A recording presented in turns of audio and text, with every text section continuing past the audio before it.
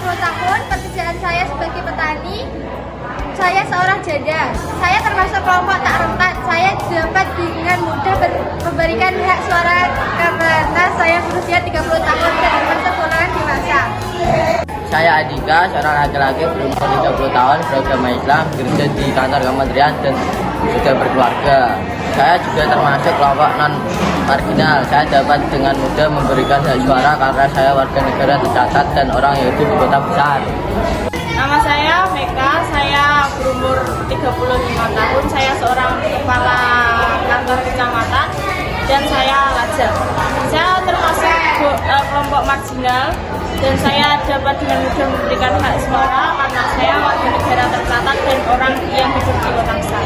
Perkenalkan, nama saya Amanda, seorang perempuan, seorang pelajar yang berusia 17 tahun, beragama Islam dan bersuku Jawa.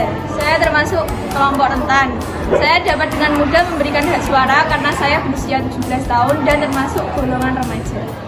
Saya Peter, saya seorang laki-laki dengan umur 30 tahun, pekerjaan sebagai pemulung dan agama saya Kristen. Saya termasuk kelompok marginal.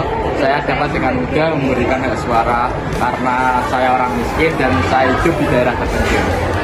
Hai, perkenalkan nama saya Rarawan. Umur saya 30 tahun, kerjaan saya sebagai PSK dan saya janda.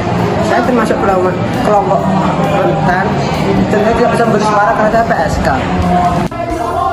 Apakah kamu dapat mengakses internet setiap hari dan setiap saat?